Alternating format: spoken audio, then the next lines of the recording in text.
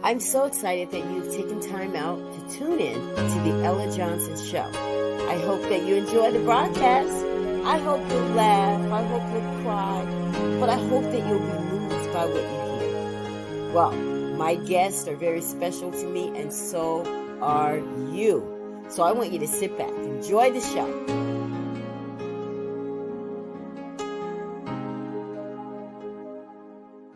What you can become depends on what you can overcome. Yes, I'm so excited about my children's book that's coming out, and I'm looking for some mahogany kids. I'll tell you about that later.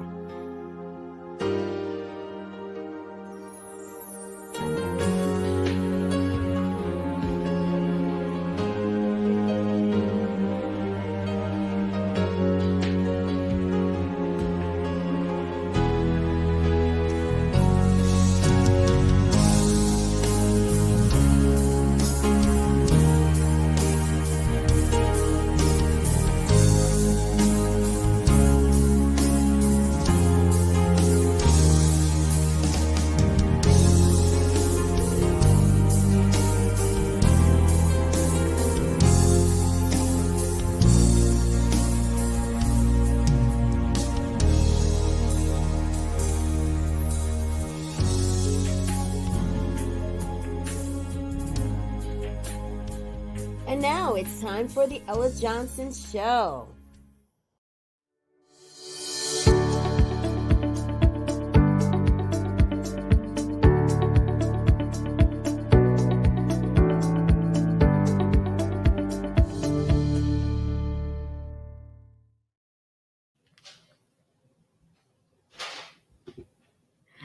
Hello, everyone. It is so good to be here tonight with you for the Ella Johnson Show. It's been a while, right? Like, it's totally been a while since I've been live with you, but I am so excited, and I'm back on Facebook. So I'm out of Facebook jail. Isn't that awesome?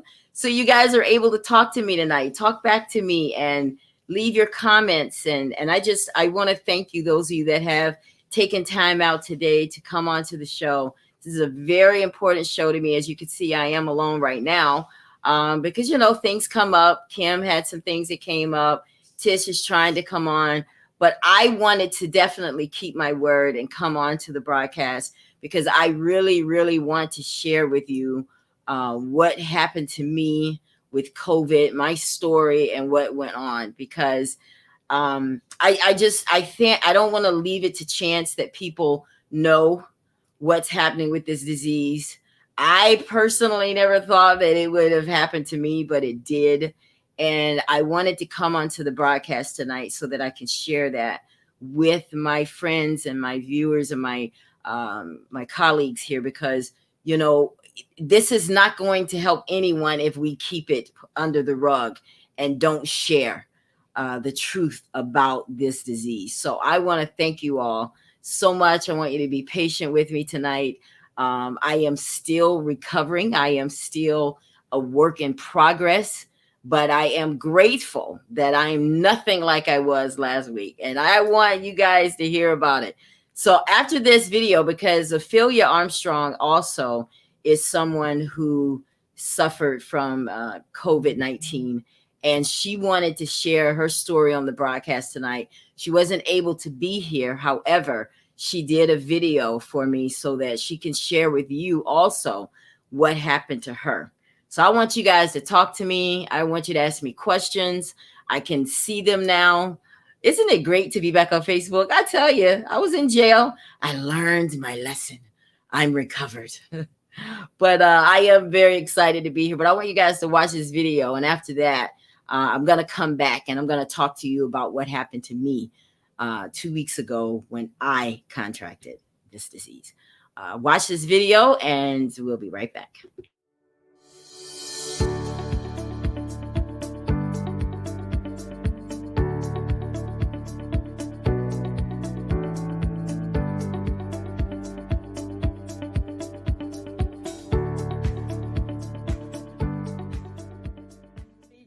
Thanks for having me on your show tonight. I just briefly want talk to the audience about my experience dealing with the COVID-19.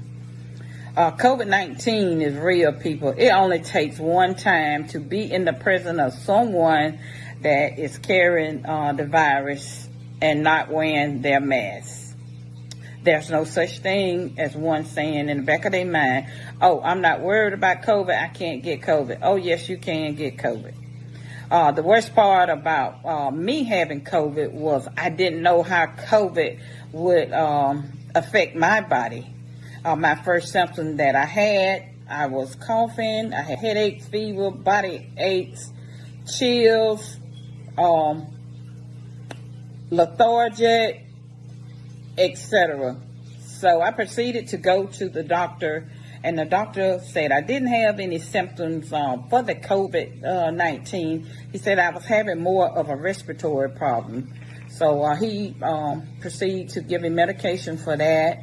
So after me taking that for a couple of days, I began to get sicker and sicker. So I proceeded to go back to the doctor and let them test me again. So my test came out negative. So I had to quarantine and came back home. So during my quarantine, my breathing began to get very shattered. So I had to be hospitalized and put on oxygen. This was a scare for me, guys. So I tell you all that make sure you wear your mask. During this time of my stay at the hospital, I began to get afraid because I was placed on oxygen. So I began to pray about me getting off this oxygen. So after 7 days of being hospitalized, I was able to get off oxygen, and I became very depressed. And I also developed shingles, and I also had problems with my vision. So this has been about my 41st day, and I feel great. So again, Ella, I thank you for having me on your show tonight. I could talk and go on and on. And guys, this is not a hoax. COVID is real. Thank you and have a good night.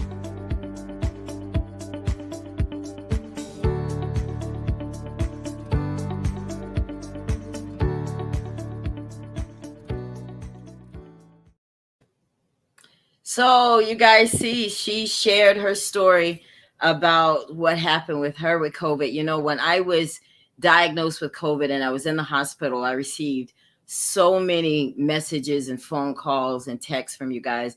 It was just overwhelming, and I couldn't talk, but I read every single one of them. And that's when I learned that she had it, along with other people that were sharing with me what was going on with them, and they were encouraging me.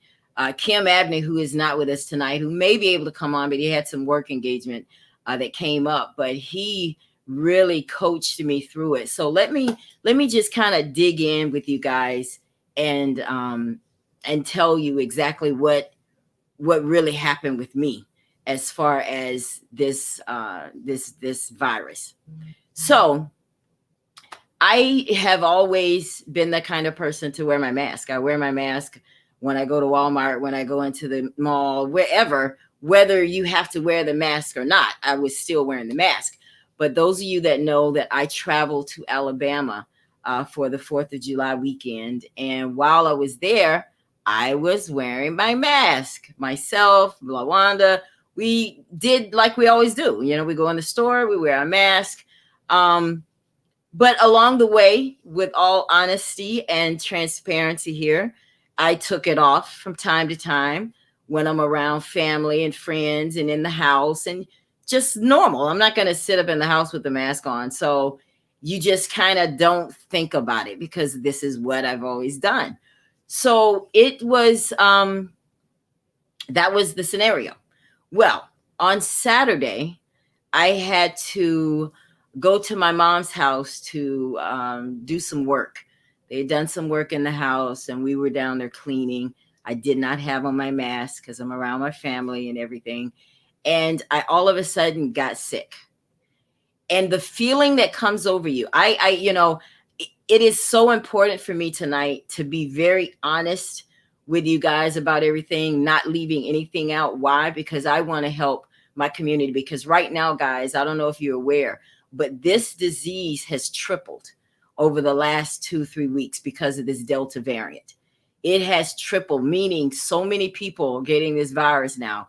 And this thing is a lot stronger and more contagious than the regular COVID. So this is why this show was so important to me, because it has tripled. The numbers went from like 27% to like 83% now of cases. Right now in this country, there has been like a total of 191 million cases all together, all over, and 4 million deaths. That means people are dying from this disease. I could have died from this disease. Okay. That's just being real. So, I was starting to feel sick. Now, the feeling that came over me immediately is a feeling of fatigue. That is the very first symptom I noticed, being just all of a sudden fatigued. I hadn't been drinking, so where was this fatigue coming from? Why all of a sudden am I so tired? I mean, I'm cleaning out cabinets, for crying out loud. That's not major labor. So all of a sudden, did you just get fatigued and you start feeling these cold symptoms? So naturally, it's like, and I'm just being real, because so many of you think the same way, and I'm just trying to help you out here. We just think, I'll be all right. Let me just go to bed. All right? It's time to go, and I'll be all right tomorrow. That's just how I dismissed it.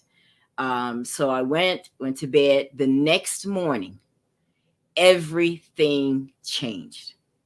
The very next morning, I woke up and it felt like a truck was on top of me. It was like I was in a body bag, because you can't move. You can't, it's like something has encompassed itself around you, and you're like in a box and you can't move one way or the other. So it was such an overwhelming feeling, total just sick out of my mind. Never felt this in my life, because it came so quickly. So I had my friend to go and to get me some medicine from the store, and she came back with some Dayquil. And I thought, like many of you, I'll take this Dayquil and I'll be all right. Everything's going to be good. Let me just sleep it off a minute here so I can get up, get a shower, and do what I got to do. Well, I took that Dayquil and I didn't feel better. Not right away. So after a while, after I started feeling better, I said, okay, now I can get up, take a shower, get dressed, and go do my regular routine, go down to mom's, time to eat. This is what we came here for. We've been shopping and doing everything all weekend for this time today. So we get down there, and it's one of those things where you can't fake it. You can try to feel like you're okay, but it takes over. And it did. And as strong as I am, as strong-willed as I am, I could not fight this thing, being 100. So I said, let me get away from everybody. At this point, I'm starting to feel like this might be a little bit more than a cold. Okay. I am starting to feel that. So I go and isolate myself in my mom's house, and I lay down. And again, the weight that's on you, I can't describe that part enough. The weight that's on you, that you just can't shake it. You try to act like it's not there, but it's almost like it's suffocating you. So you just try to think, rest will fix this. You'll be fine, Ella. Just rest. You got homework to do. You got a long trip ahead of you. You cannot be sick. That's what I'm telling myself. So I take the medicine again, and again, I feel a little better. So I go back outside, but I could not pull it together. I couldn't pull it together. It was too much. So at this point, I left, went to my sister's house. I knew I had to travel back to Atlanta and then back to Orlando. So I stayed there and tried to deal with it. And I did my homework, and at 11 o'clock, I said, okay, let's go. Let's get on the road. We got on the road, head back to Atlanta. I am still feeling very sick. It is not improving. It is getting worse. I'm starting to feel chills. I'm getting headaches. I'm feeling warm inside at this point. I'm fatigued. It's almost like I can't move. No matter how much you try to act like it's not there, it's there and it's happening, and it's getting progressively worse. So when I finally made it back to Atlanta, I drove all the way from Atlanta to Orlando. Now, at this point, I should have come back to Orlando and went straight to the doctor or something, but I did not do that. I am being 100. I am being transparent. I did not do that. I did not come here and do the right thing. I came here and I doctored it some more. I started taking Dayquil, NyQuil, Dayquil, NyQuil.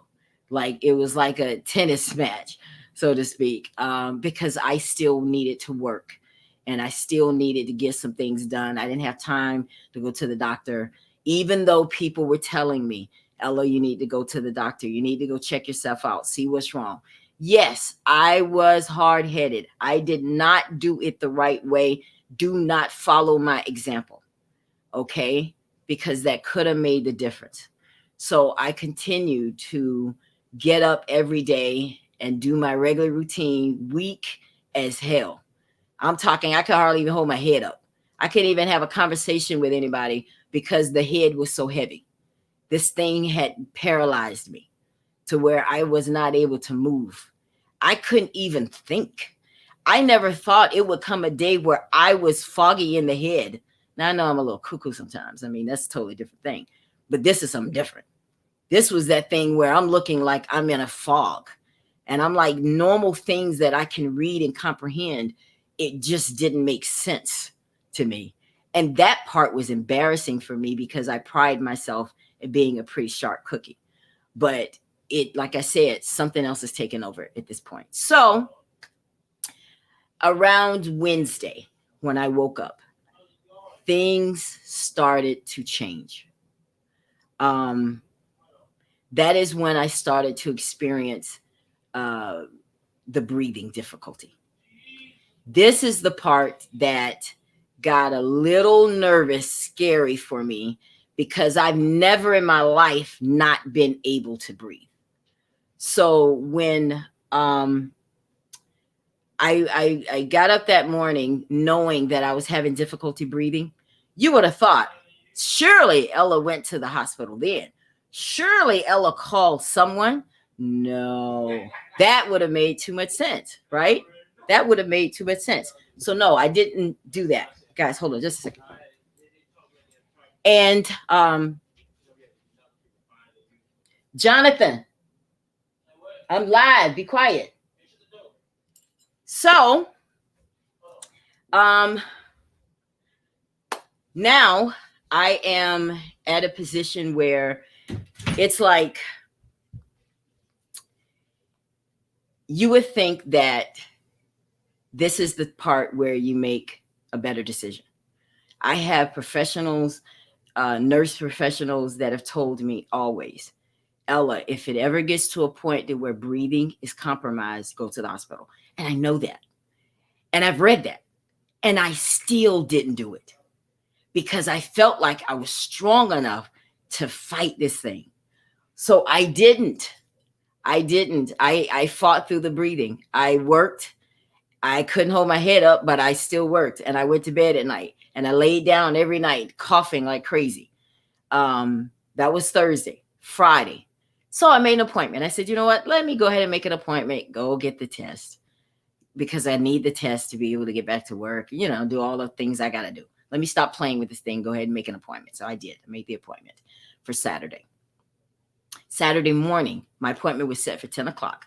I was going to do the drive-through at Walgreens and just go and take the test. So Saturday morning, I got up. I went to the restroom. Now, I want you guys to know that I am not going to leave anything out because this is not my style. Because I want to be honest about this, because I want to help people. My objective for telling this story tonight is not because I have nothing else to do, but because I want someone that's watching this broadcast to either A, change their mind or at least change the way they're doing things. I'm not coming on here to preach to people about getting the vaccine or any of that kind of stuff, even though I think you should. But I am here to just be honest with you about this COVID. It is real, like Ophelia said. So I got up and I went to the restroom. And that moment changed my entire life. because when I went to the restroom, I didn't realize the energy it takes just to pee. I didn't realize the energy, the air that you have to, that it takes just to do that. Well, when I did that and I could not breathe, I was literally trying to climb the walls looking for air. Like you'll do some crazy stuff when you're trying to breathe. Um, and I had to mentally tell myself, relax, relax, Ella. But I could not breathe. And I said, when I get up off this toilet and make it to my bed where my phone is, I am calling 911. Now, why did it take me this long? Why didn't I do it on Wednesday when I first felt it? Why didn't I wake up Thursday and do it? Why not Friday? That's the question a lot of you have to ask yourselves, just like I did, because it could have been a totally different scenario. Well, I did get to my phone. I did call 911, and I couldn't even get the words out. All I could say was help. I can't breathe. I was able to at least get that out. Within 10 minutes, the ambulance was here. They did not bring the gurney up. They let me walk downstairs to it. And I did. And I got on there. And I'm going to be very 100 with you. When something like this is happening to you, that is not the time to decide whether you trust God or not. That is not the time to wonder whether God got you or not. Let me warn you. Make sure you know God got you. Make sure your relationship with him is strong. Make sure you're not playing church.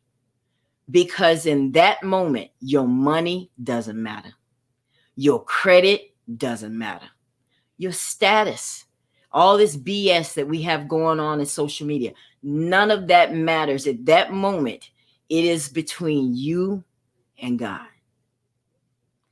And I said, the words that came out of my mouth were, if it takes the last air I have to praise you, this is it.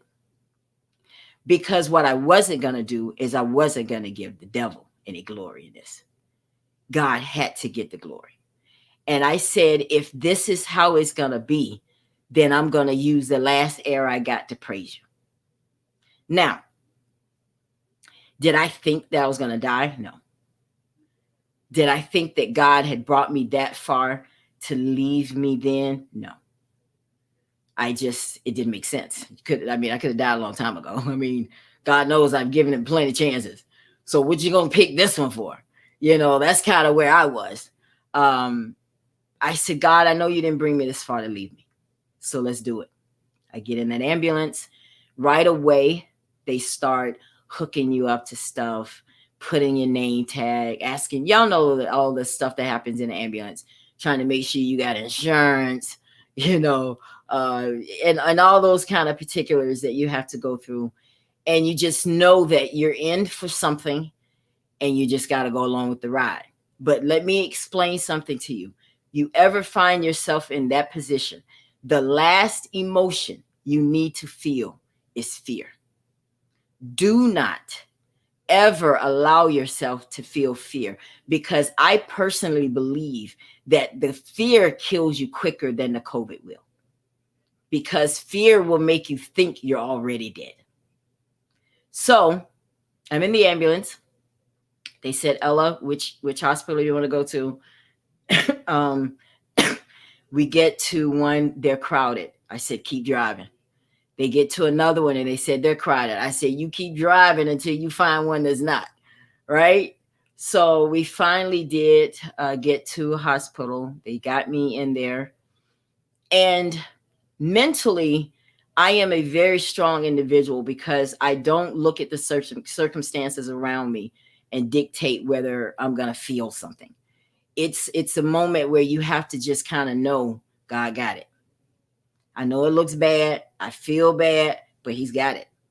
So now we're at the hospital. They're getting me out. They're rolling me. I'm looking at all the towels in the ceiling. You know how you riding down the hall and they get you into a room.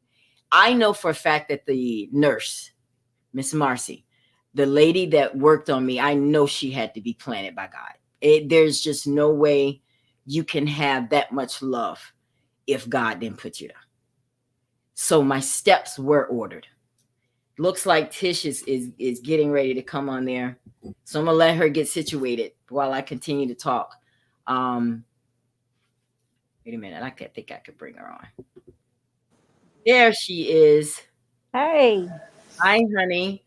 I'm God, gonna keep telling my story there while you go sit there. And so because I definitely want to hear from you. So I'm gonna go ahead and keep telling my story. So um at this point, Tish, I am in the emergency room now. Now, Tish, this is the thing. When you're in that emergency room, you have all these people coming at you. You got doctors, you got nurses, they got tests. One, they're like waiting in the hallway. The EKG, EEG, chest X-ray. They're like waiting in line with all these people waiting to run these tests on you. And when you don't really know all the facts about COVID, you're just kind of like, oh God, what have I been reading on Facebook? What kind of stuff have I read? I know I got friends that do this. I talked to Tish so many times. You're trying to remember everything that you need to remember, stuff you need to ask, because you don't want to be there without knowing something. So I'm in the ER at this point, Tish, and the doctor comes in, and I was very I was baffled at how they like to be so honest. He was basically coming in to say, I'm just gonna be real with you. I'm not gonna sugarcoat this thing. It looks bad. And I'm looking at the guy like he has three eyes, right? Because I'm like, I hear what he's saying. Is he trying to tell me I'm fixing to die? Because I don't receive that. There's no way in the world I'm fixing to die. Not today. I'm going to die one day, but not this one. And so he's looking at me like, look, you got pneumonia. Your breathing is not good. And I'm just sitting there like, okay, now you've told me what you need to tell me. You do your job and let's let God do his. So at this point, Tish, they're like, we need to see if we need to admit you. Where's your oxygen? My oxygen was at 100% without anything in my nose on my own. But that quickly changed, Tish, because when they told me to get up out of that bed and walk to the end of that room, it went to immediately to like 82, just like that. And that's when I got a little like, okay, all right, this might not be as easy as I thought. Might not be as easy as I thought. Okay, God, now what? So they put me back on the table. They put the oxygen in my nose. They said, yes, we are going to have to admit you. And we need, now Tish, tell me exactly why this happened. The next thing was they said they needed to make sure I didn't have any blood clots in my lungs. So they had to put a bigger needle in my arm. Now I am one of those kind of people who have small veins. So I got like tracks up and down my arm. You would think I'm a crackhead or something from where they've been sticking me trying to find veins. At some point I said, look, if you don't see a vein, just don't stick it. Just wait till you get one. I'll play around with it to get one to pop up. But they wanted to put a bigger needle so I can go through that machine. Mm-hmm. Right. So I did. I went through that machine, and luckily, thank God, I did not have blood clots, but I did have pneumonia.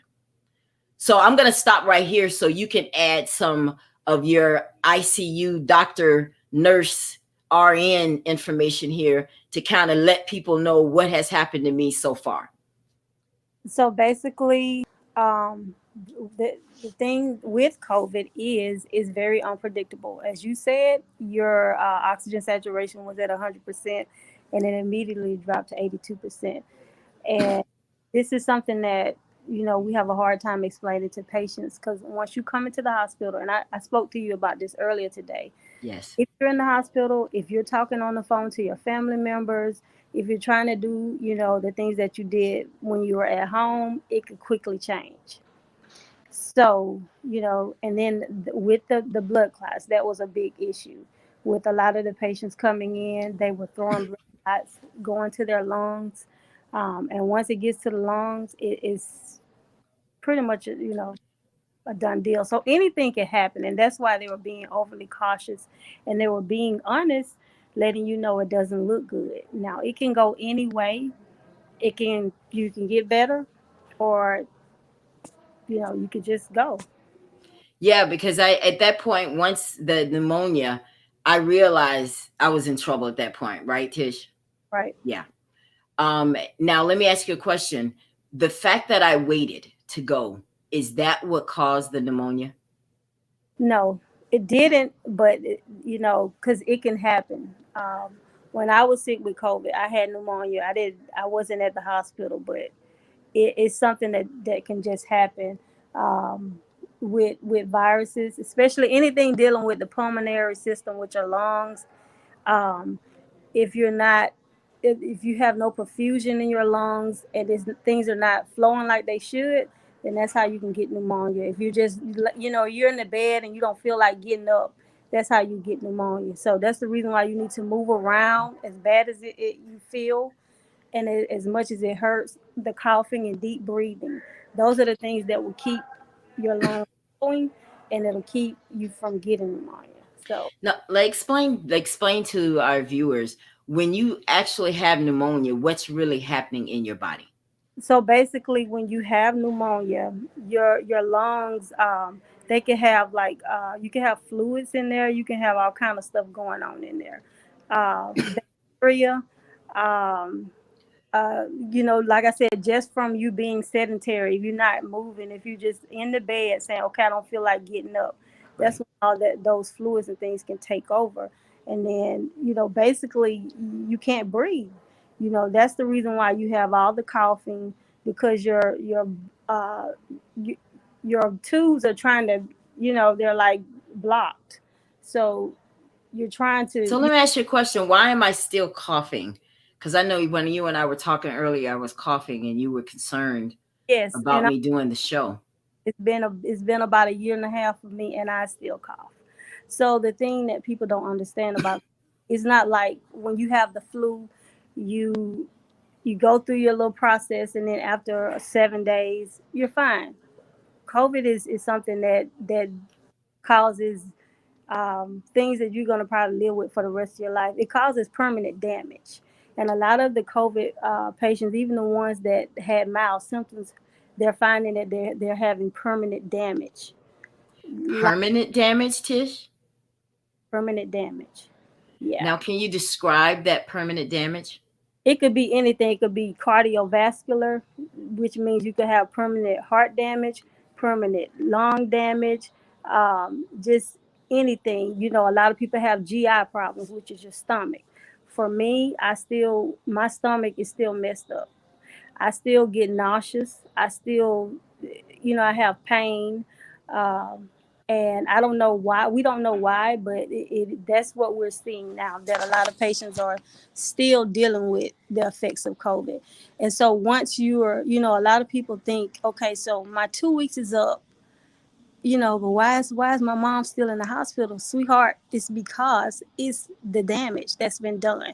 Now, they might not be contagious, they can come around people, but that what you're seeing is permanent damage. And some people are probably now still in, like, rehab centers and everything. They stay in there for months because Really? yeah, I had a patient that was 39 years old, who he stayed in the hospital 6 weeks, and I was his nurse every day. And even when he went home, he had to go home on oxygen. And even when he got up, like you said, he still would drop to the high 70s. So we just told him, this is your new baseline. This is the life that you're going to be living now. And he didn't understand it. And at first we didn't either, but that's just what we're seeing. People are having they're having permanent damage from this thing, and people don't understand how serious it could be. Well, and just to keep going as far as like what happened with me, at this point, they've decided to admit me into the hospital. Kim had sent me a message on Facebook about remdesivir because I didn't even know what was getting ready to happen to me next as far as where this thing is going to take me. So I did. I asked them immediately about remdesivir, and their response to me was, we evaluate the people who get this. Right. So with remdesivir, if you have been symptomatic for 7 to 10 days, they won't give it to you. So you have to be in that 7 to 10 day window. Just say, okay, my symptoms started Sunday. Well, if it's the next Wednesday or the next Thursday, they're not going to get, because it's not going to help you. You have to be in that window to be able to receive it. And I'm going to be honest with you, that remdesivir did a lot of damage to a lot of patients. But a lot of people came in and they requested it, but we noticed that the people were having a lot of cardiac issues. Their heart rates dropped down into the low 40s, high 30s. We saw a lot of that. So a lot of doctors started seeing where it wasn't really doing any. Really? It was doing more. The side effects was worse than the what it was supposed to do. So start going towards the end of it. Doctors just didn't want to give it, because it was put out there that was something that you want to get. People were still requesting it. And so Well, I didn't know any better. So I Yeah. asked, and they said that what made me qualify for it was the fact that I was having breathing issues. no, So, it doesn't matter if you're having breathing issues. If those symptoms have lasted longer than 7 to 10 days, it's not going to do you any good. So if they gave it so luckily for me, it hadn't. Yeah. It had just been And 2 or 3 days. if you have any type of kidney issues, they will not give it to you, because Which I didn't. it damages your kidneys a little too. It can. So Oh my gosh. you have to. So they put me on remdesivir, steroids, antibiotics. Mhm. They gave me the shot in my stomach every day They're because low molecular weight. That was either heparin or it was either Lovenox, which is look, something to keep you from getting blood clots. exactly. Right. So I was getting that shot every day. And Tish, I'm going to just be 100. It was hell. Yeah. I'm not, I can't come on here and be fake about this. I'm not trying to scare people, Right. but it was hell.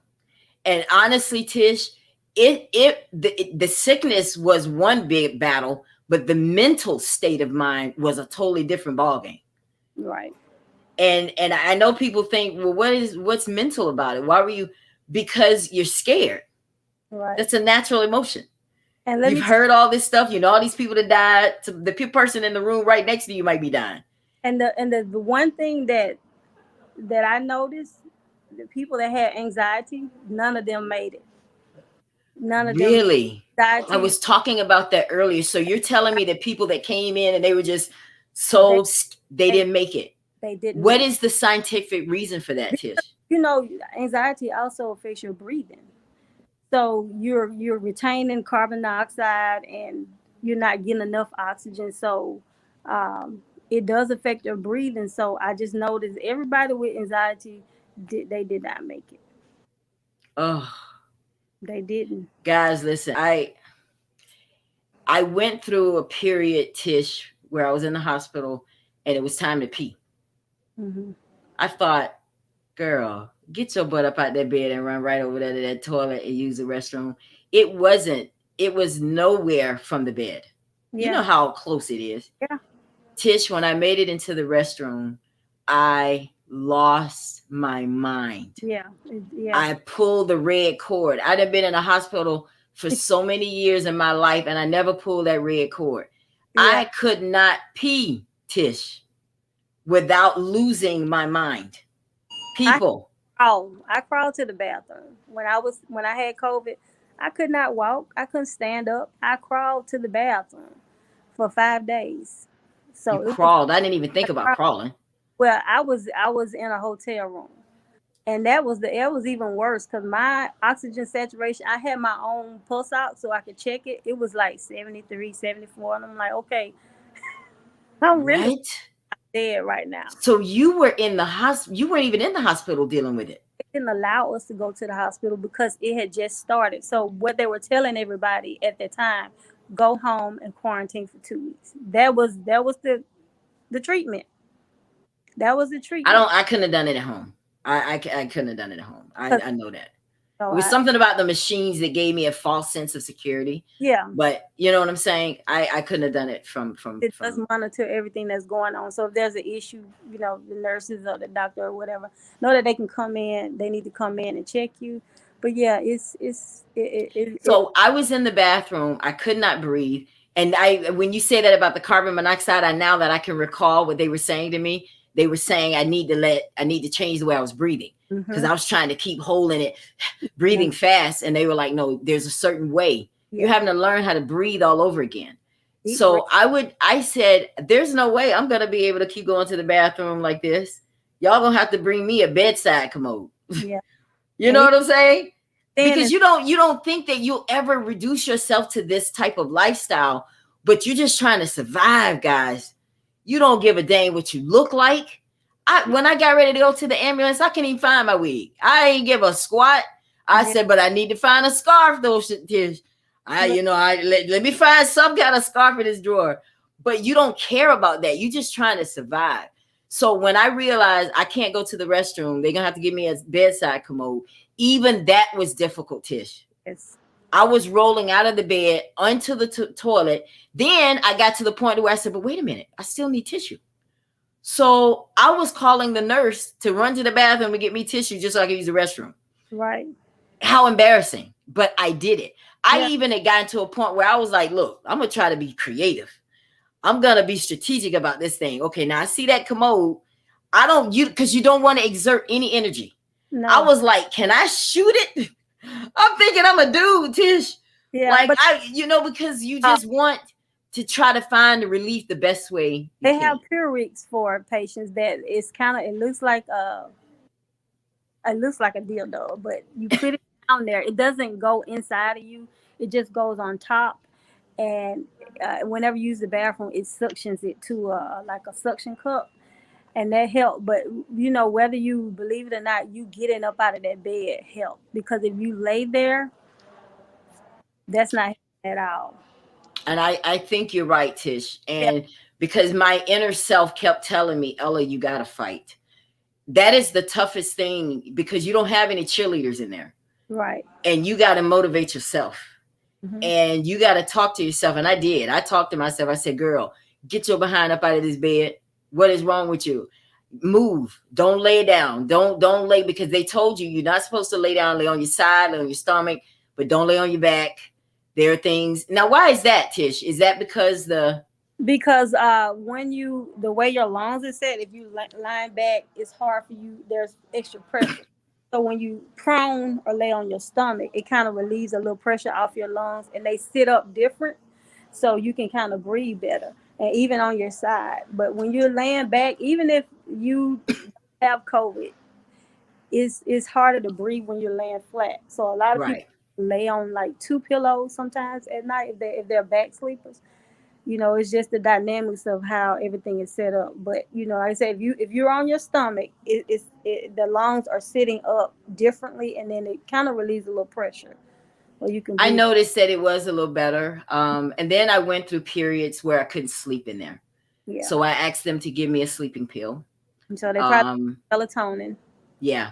Yeah. Because I was just sitting there. I think the reason I was scared to sleep because I didn't want to fall asleep and not wake up. I'm going to be honest. Yeah. I'm being 100. I said, no, I need to see everything that's going on. My fever was going up and down. Mm-hmm. 1 minute it would be 97. The next minute it would be 101. Wow. My blood pressure was dropping. Mm-hmm. But I will say this, Tish, and I'm not just trying to blow smoke. I never got scared to the point where I felt like I was going to die. I didn't get there because I knew that if I ever get there, it would take over. It would definitely. Yeah. And that's real. And that's why I said at the beginning of the show, I said, when you get struck with COVID, that is not the time to decide whether you trust God or not. Mm-hmm. You better know. Because at that moment, that's the only thing that's going to help you. Because this thing was real. It was stronger than me. It was taking over, even though I told it to stop taking over. It was still taking over. It was taking my body, doing things. Even now, as I'm sitting here talking to you guys, I'm not going to lie to you. I was feeling better. But today, things are changing. I don't know why. I was talking to Tish a little bit before we came on the broadcast. I don't know. I guess maybe there's some days that are better than others, Tish. Yeah. I'm a strong person, so I try to move around. I try to clean and do this, sit down for a minute, clean, sit down for a minute. But for some reason today, like as I'm sitting here now, I feel warm. I feel nervous. Yeah, it's not over. It's not over just because Yeah. they're from the hospital. And I'm not trying to scare you, but there have been so many times when we have discharged patients from the hospital, and then 5 or 6 days later, the family member call us and say, "Hey, he passed away. She passed away. What happened?" What It's happened? it's not over. Like I told you, this is long-term effects. So especially when you initially get out of the hospital, you have to be very careful because a lot of people got readmitted. And a lot of families are like, "Oh, do they have COVID again?" No, they don't have COVID again. These are long-term effects. And that's why when I discharge a patient, I will, make sure I educate the family members and let them know these are things you need to watch for. And if any of this happens, bring them back. And So right now that I've been discharged, what kinds of things should I look out for that should warrant me going back to the hospital? shortness of breath for one. Okay, I don't have that. Any type, if you feel your legs are painful or they feel warm, that could be an indication of blood clots. Any of that can happen. So, you just, what I told my patients, you just got to keep moving, keep pushing. You got to push through, and that Yeah. push Now, through. if I'm feeling right now like I have a headache, what should I do right at this moment? If you have a headache, take some Tylenol.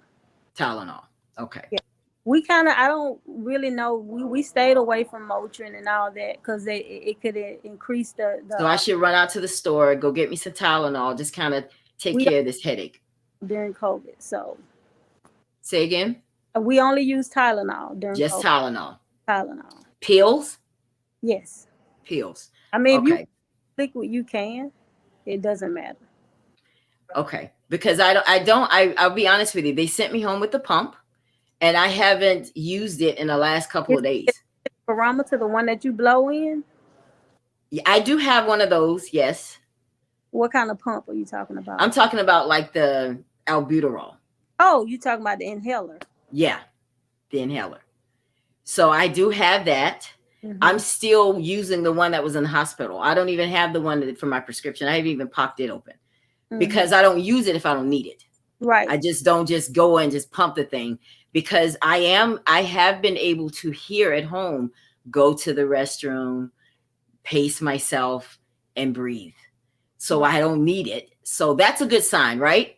It is. Okay. So what other kind of breathing things other than that thing you blow into would help me as well as my guests, my viewers? What helps us be able to breathe better? Coughing and deep breathing. Taking deep breaths. It hurts. But that's why during most of my patients, and they were coughing really bad, I would not give them cough. So I wouldn't give them something to suppress the cough because I told them you need to cough. That keeps the lungs healthy, and if you have any congestion, you need to get it up. So coughing is good. Coughing is good, but they they didn't want to do it because it's painful. But that's what you need. But you have two different types of cough medicine. You got a suppressant and you got an expectorant. The expectorant makes you cough. The suppressant makes you stop coughing. So, people, they kind of get stuff confused. They just taking stuff. I'm like, no, you got to know what you're taking and why you're taking it. But if you are coughing, and especially if you have a productive cough, if you got something coming up, you need to let it happen. But if when you're sleeping, you don't want to be coughing. So you can take something at night. But if it's through the daytime, you just need to just cough. So they gave me Mucinex. Is that good? That's a decongestant. Yeah. So what is that doing? That's making me cough. Yeah, basically. So if I'm coughing, that's because my medicine's working. Yeah, and a lot of people don't understand. It was like, "Well, I took the cough medicine and I can't stop coughing." Ma'am, that's because you took an expectorant. It's making you cough. So you have to know what you're taking. Well, Expect look who is with us. what happened. Kim, you made it. I made it. I'm so sorry, y'all, that I had to cancel at the last No, minute. it's okay. You're here now. We're having a great conversation. That's great. I've been listening in. You guys are giving some great information. Ella, I'm actually at work in a educational class. We got to take these critical care classes, and I'm pretty sure the teacher probably like, where the hell is she? Oh my goodness. Well, I have Kim here. Kim, I think, knows just as much. No, I don't know if Because that's as much. Tish is giving great information. yes, she really is. I mean, you really have, Tish, because so many people think they know, and I like you because you're very real about it. Yeah. You know what I'm saying? Even before the show, Kim, she was like, Ella, I don't know if you need to do this because you're going to be talking and that works against you. It does. But I'm not going to do many shows like this. I had to do this one tonight because people need to hear the truth about this stuff. Right. So if you have to go to your class, that's good. I understand. Out, because this is right here. I take my job very serious. You got a lot of out there that just go to work and come home and they don't care. I care. Like I right care about what I do. And so what kind of advice before you what would you say to people about this vaccine, Tish, before you have to go? So initially, and everybody knows, I was against it. I'm not taking it, and that's because I wasn't educated on it. So this particular vaccine is an mRNA vaccine. So basically what it is not like the flu vaccine contains strains of the flu. So they inject you with the flu. This vaccine is as a messenger RNA. It's injected into you, and what it does is it sends messages through your body. So once you get it, it tells your body, hey, look, I see some over there in the corner. You need to go check that because that might be COVID. So I mean, I'm just trying to put it in layman terms. So basically, it just tells your body to do this, to do that, to do A, B, and C if it encounters that SARS virus in your system. I'm sorry, I'm trying to see what they're doing. The vaccine will attack it. And I know you've been seeing in the news, people are still getting COVID. You can still get it, but what I have seen since the vaccine came into play, a lot of the patients came into the hospital under the impression that they were going to be sick because they were vaccinated, but they were old. A lot of them were old. A lot of them had a bunch of comorbidities. They had high blood pressure. They had diabetes. They had everything going on, kidney failure, but they did not get sick. And I was shocked. People weren't getting sick. So you can get the virus still with the vaccine, but it lessens everything. And now what we're seeing is the variants. Now I want to speak on this before I run back in here for a minute and show my face. People saying, okay, we got the UK variant, we got this variant. Let me tell you something. The variant was already here because any virus is gonna mutate. So the thing is, they're not testing for variants in the United States. They're not even looking at it. That's the reason why you hear the UK variant, the variant from Africa, because those countries are testing. They're watching this thing, trying to see what it's going to do. We're not doing that here in the United States. So when you saw those, when it first started, we had those 20-year-old guys.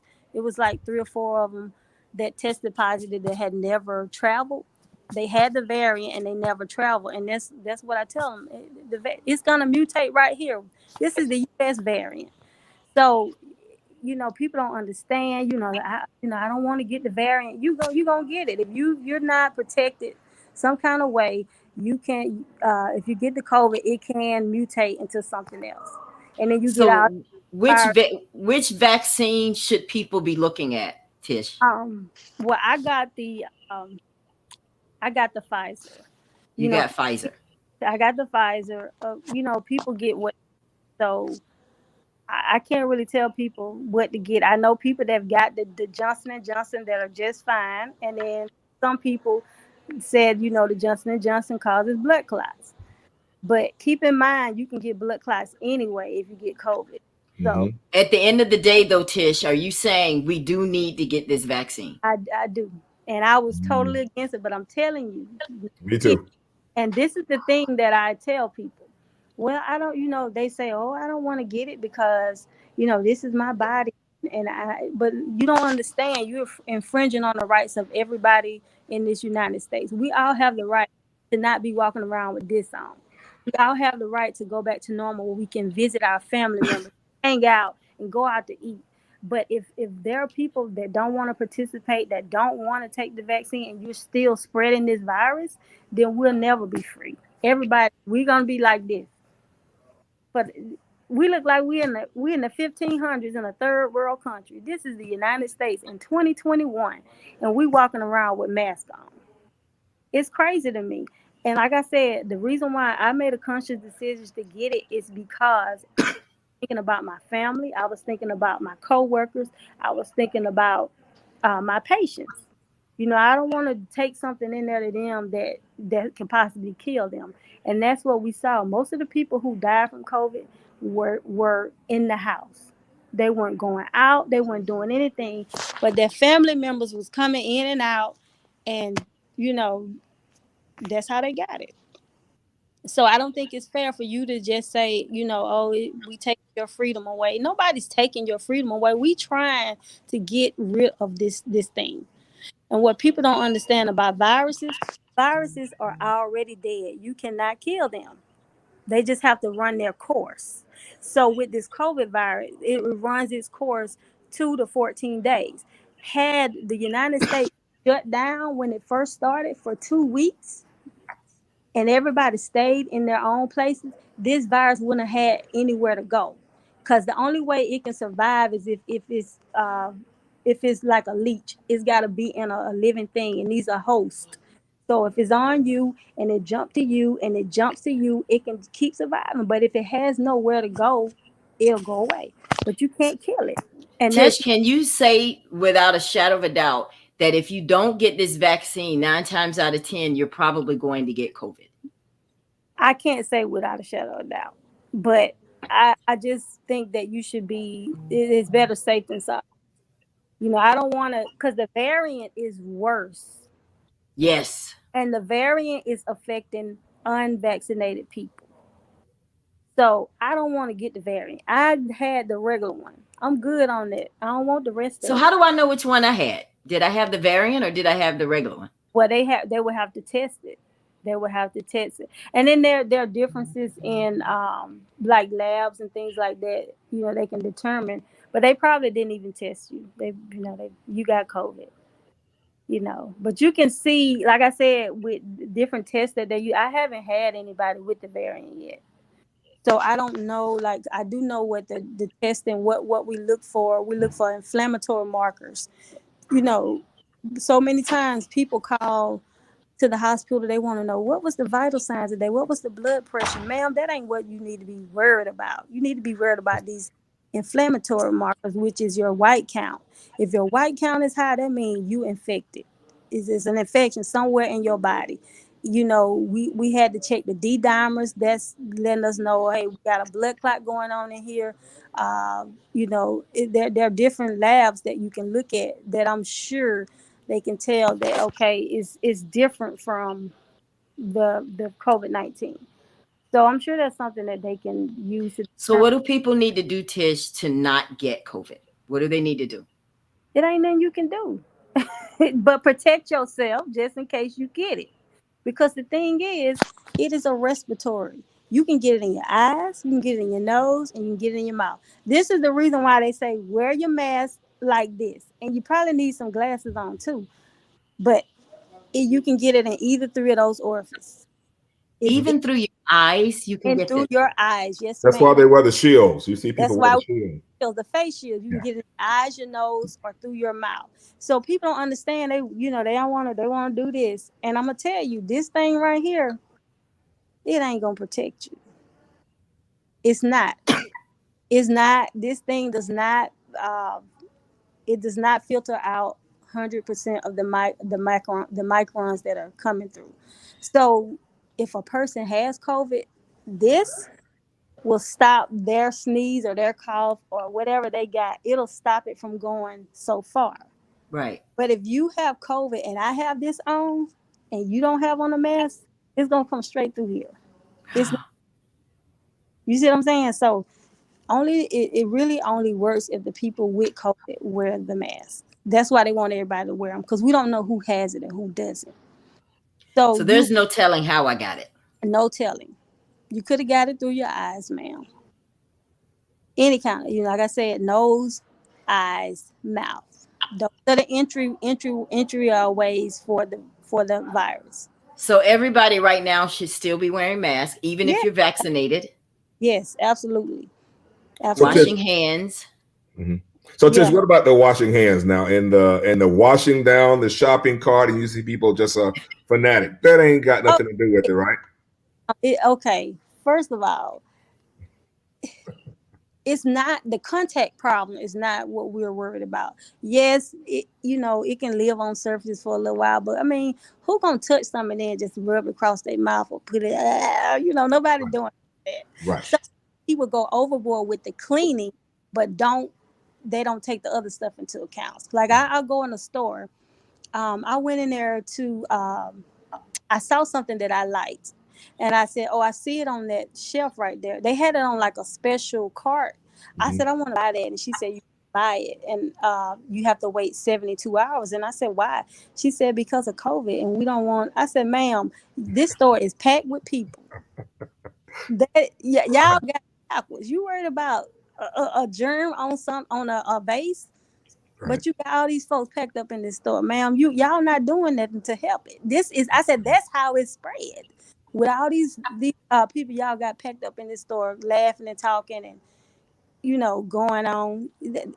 People they don't get it. Like everybody done honed in on the contact. Oh, let me wash this down. You washing this down, but you laughing and talking in somebody's face. You still got it. So you might as well put that Clorox wipe down. Absolutely. Now, Tish, let's talk about these people But that die. Let's huh? let's Gotta go go a take little off a bit deeper. class. Huh? Let's go. Let's go a little bit deeper and talk about these people who actually have you seen someone healthy die from COVID? Absolutely. Mhm. Absolutely. I have seen so many young people. And here's the thing, they don't understand about their oxygen saturation. I remember two right off the top of my head. One of them, once you go on that BiPAP, you can't eat or drink anything because you have you could aspirate off of food or anything. We found that a lot of the people that we were coding, doing CPR on, had pills in their throat, food, eggs, everything. So they completely stopped it. So once you wear that BiPAP, you can't have anything by mouth. And a lot of young people didn't want to wear it. And we had this young guy, he was 41 years old. His wife was calling to the hospital. Y'all trying to starve my husband. I said, "Ma'am, do you want your husband to eat or breathe? Which one do you want? Because if he eat, he's not gonna breathe." And she threatened to come up there and beat us up and call the police. Well, let me tell you, her 41-year-old husband died. He died because he kept taking the BiPAP off. He kept insisting he want to eat. We couldn't tell him nothing. He died. Then I had another girl, 37 years old, the following. Same thing. "I don't want to wear this." I said, "But you don't have a choice. That's why we tell y'all don't get this, because if you get it, you don't have a choice but to comply with what the hospital tell you to do." Right. She took that thing off and she was dead in 2 minutes. We Wow. could, and what people don't understand, when we do CPR on a COVID patient, it is not doing anything because their issue is pulmonary. It's the lungs. So me doing, chest compressions on the heart ain't helping the lungs. So Mm. that's why every patient that we coded on the COVID floor, none of them made it. Zero. Yeah, because their Zero. lungs are compromised. Yeah, Yeah. me doing chest compressions, and that's not helping your lungs are gone. So Wow. Is it people, true, Tish, that once you get on that ventilator, that it's a wrap? it's a wrap. Yeah. It's a wrap. Now there's a small percentage of people that come off of it, but a lot of them end up going to rehabs and stuff like that, long-term care facilities on the ventilators because the family doesn't want to let them go. And so people like, okay, they made it. No, they ain't make it. They still in there on the ventilator. Wow. Oh, And so we had I was in San Antonio for 10 months, and we had one patient to leave the ICU. One. Everybody on the ventilator, nobody made it. So people, look, give me this right here. I'll take this, and you take the ventilator, okay? Because I don't want it. So all the little stuff that we have to do, I'm okay with it. I don't want the ventilator. I don't want none of that. so Hey, how are Tish, you the thing feeling that now after you've had it, Tish? How are you feeling right now today, having had I it over a year ago? feel okay now, but I'm telling you, I have my days where I'm like, what the hell is going on? Mhm, mhm, It's crazy to me. I'm like, I See, can't. I thought I was just gonna be fine, No, mhm. and man. I'm gonna go back to normal. No, you're not. You might go back to 80%, but you ain't going to 100. You're absolutely right, Tish. Absolutely right. Hey, Tish, the way that I feel now after coming through COVID, all these people that make the decision not to get the virus, not to get the vaccination, I don't know why we're treating these people in the hospital. I mean, they are putting themselves at risk, and you don't have to be at risk. I mean, Right. you can go and get this vaccine because COVID is very, very serious. Yeah. And now we got children that, Jesus. even during the time, one of the social workers who was a good friend of mine's 5-year-old daughter was on a ventilator for 28 days. Right. It's a baby, 5. So people don't really care until it hits home. Yeah. Don't let it hit home, because then it's too late. Right. These kids, they got infections. They got all kind of little kids just dying now from the effects of COVID. Yeah. And Do you We brought guys it. get frustrated though, Tish, when you have yeah, people that won't get the vaccine and they constantly Absolutely. in the ER? yeah, Absolutely.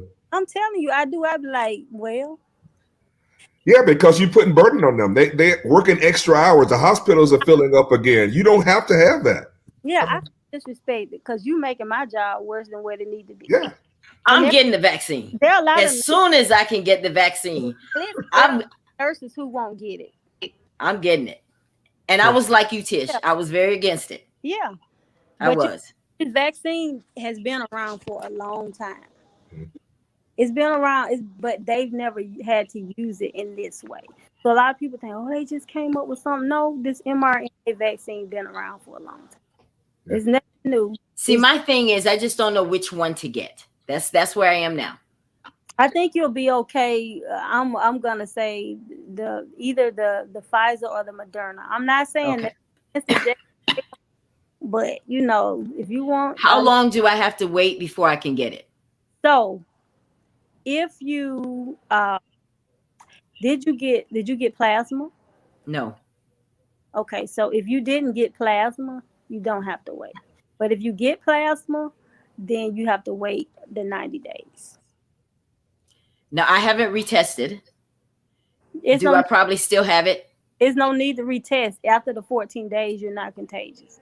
But you Okay. might still be feeling the effects of it. I am today. Yeah, so you're still gonna feel it. You You're just going to have long haulers for a while. yeah. Is that what long haulers mean? That Oh you yeah. keep. Yeah. Now, That Kim or Tish, did you guys start feeling like nervous, jittery? Do you Mhm. feel that kind of stuff? Yeah. yeah, So yeah. yeah. So go ahead, Tish. Yeah, no, I was just gonna say yeah. That's all I had to say. Yeah. Yeah. So how it was explained to me, Ella, because I was like Tish. I had to fight this from home. At the time that I was diagnosed with COVID, the hospitals were packed. So I went to the hospital and would spend 4 hours sitting in the ER lobby waiting for someone to do an intake on me. But there were so many other people in there with COVID and other conditions. The hospital was packed that they never got to me. So I was sitting there, think about how you were feeling with COVID, suffering in the ER, and I just couldn't take it anymore. After 4 hours, I found myself having to go home because I just couldn't No one breathe. ever addressed you, Kim. No, I wasn't the only one in the lobby that couldn't breathe. I mean, everybody in the lobby can't breathe, right? So no Yeah. one said they're going to rank me over someone else. But Everyone was sick. Kim, it is so bad in the hospital. People didn't understand. They couldn't. It wasn't intentional. They probably had 50 people in the back, 25 beds. Everybody was sharing beds. I'm telling y'all, on a normal day, on a telemetry floor, which is what I used to do. 4 patients was my max. I was having 15 to 20 patients Yeah. at one time. 15 to 20. Y'all don't understand. I can imagine. Yeah. So my doctor told me, he was chatting with me on my chart. He's a good friend of mine, and I was telling him what I was going through. He says, "I don't even want you in the hospital." He says, Yeah. if you get in the hospital, you may be on a gurney somewhere. No one will even get to you for hours. You will be more sick in the hospital than I can help you at home. You So on my a girl doc- job. Yes. It was just that bad. People It were was- being stored like in the cafeteria. I mean, the Oh my hospitals were- gosh. yeah, the hospitals were packed. Yeah, and This was around Christmas time when I got sick. I would come into work and say I got 15 patients in the room. I'm doing my little check. I just get there. Shit, six, 7 of them dead. And I'm like, asking the night nurse, you know these patients are deceased? She was like, yeah. I'm like, what y'all gonna do? Well, we don't have nowhere to put them. They just be there. Yeah. Just So be Ella, there. you were talking about the jittery thing. Yeah. So what the doctor explained to me, and Tish can confirm this, is when your brain doesn't get the normal level of oxygen, your Right. body acts sporadically, right? Right. And no one can document what will happen to you, but Right. anxiety, jitters, your Right. body is basically going through the process of dying. I mean, it is suffering from oxygen. Yeah. And so that's what was going on with me. Mine got so bad until I couldn't stay awake, right? Cheryl was freaking out because I was sleeping all the time because I couldn't keep my eyes open. I was exhausted. And when I would look and when I wake up, my oxygen never got above like 82. It was just really bad. Yeah. Right? He should have been in the hospital, but like I said, Yeah. they're back to the point now where they're starting to turn people away. Yeah. It's getting back bad. It's picking up. Like now they already blowing my phone up, talking about we need you in Texas again. It's getting bad. I ain't going. I'm staying right here at home. But I'm just saying it's getting out of control again. And it's getting out of control because people did not get the vaccine. Yeah. And this new variant. Mutated. And this new variant. Yeah. Mutated into something worse. Worse. Yeah. It's more contagious, I heard. So Yeah, Tish, what do you think about school starting, Tish? This is really scary. Yes. I mean, honestly, I personally wouldn't send my child. But, life goes on, but I just don't see children. They're just not going they're not gonna be safe. Do you think it's a wise decision that people are going back to school and not mandating masks? Absolutely. Yeah. It's got to be a fool. So, and then a lot of people carry this around. They never get sick, so they don't get tested. So they think, okay, I'm good. Mhm. You going through life thinking you never got it. Then boom, 2 years down the road, you wondering why you having cardiac issues or you having this issue because you didn't have symptoms. And then not only that, you can pass it along to somebody else. Absolutely. And so I'm going to ask a very obvious question. How do I keep from dying? There's Take no the vaccine. You take the vaccine and all I can tell You got to take that vaccine. I mean, guys, we're talking about a disease that's killing people every day. Okay, but listen to you. You saying that it's killing you, but you ain't took the vaccine. What you waiting on? Because a lot of people worried about, like, they put these. I thought I had to wait after being in the hospital and all that. What you been doing before that? Well, before that, I wasn't even thinking about getting the vaccine. Yeah. I'm just going to be 100. I was like, I'm going to keep wearing my mask. I don't need the vaccine.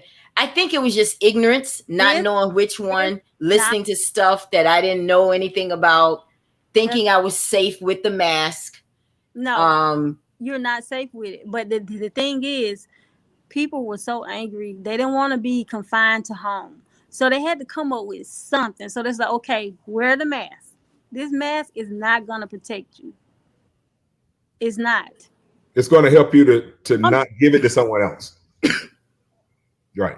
Yeah. So Cam, how are you feeling now after, how long was it that you've had COVID? And how do you feel now?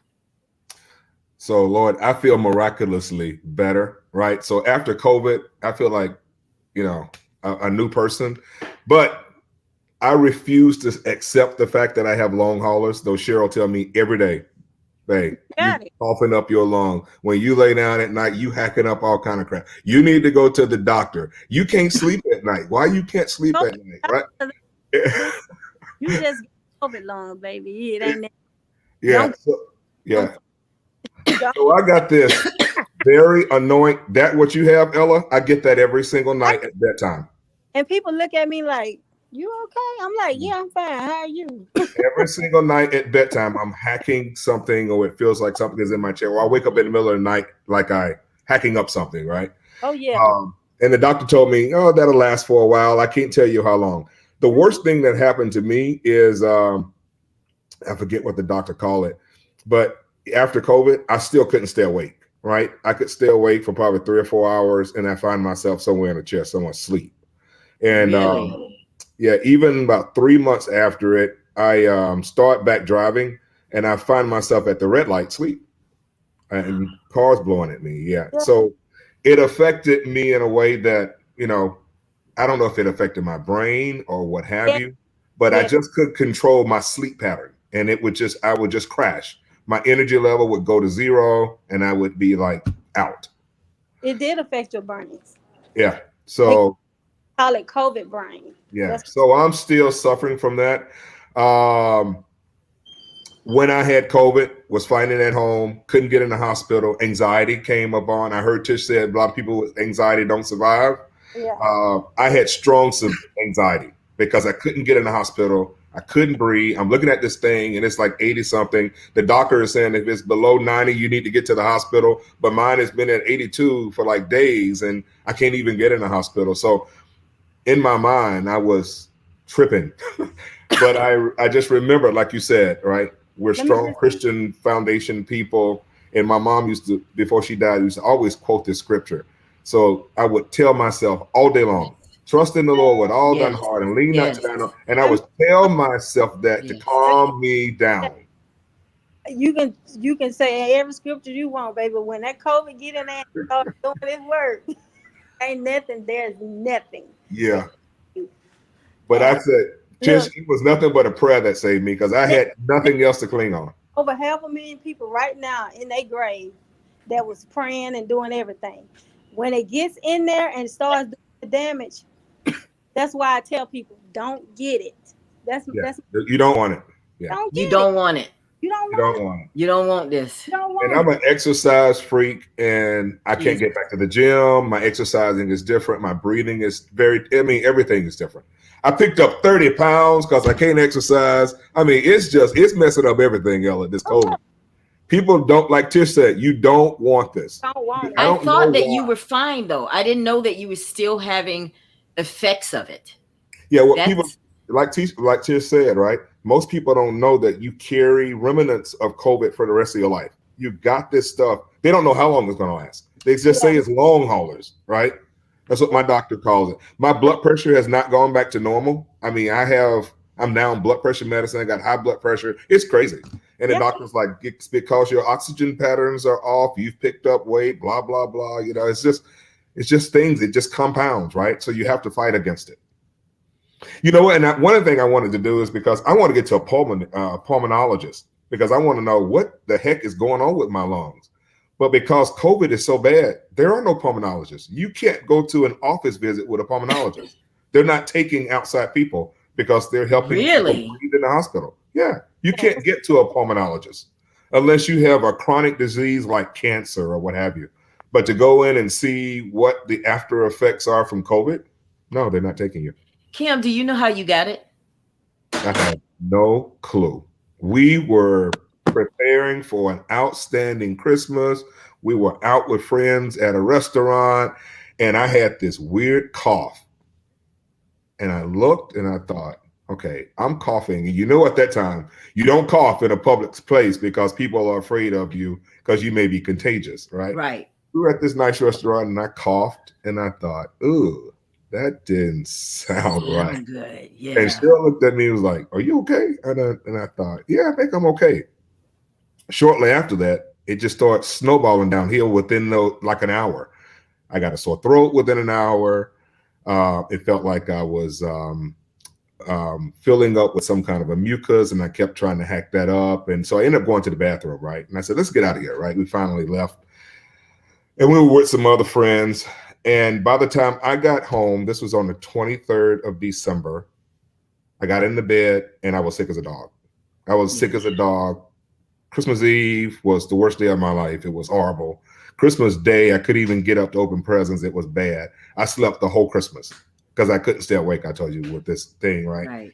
Ended up in the ER Christmas Day, Christmas night, the 25th of December, trying to get in the ER. I spent 4 hours in the ER. It was awful. I messed up every one Christmas because I couldn't get air. I couldn't breathe. Tell us how that felt, because I was trying to describe earlier how it was for me. What was it like for you, that moment where you actually could not breathe? It felt like something was sitting on your chest and someone had pushed you underneath the water, right? It's like trying to breathe underwater. That's the best way I could describe it. It felt like I was drowning, right?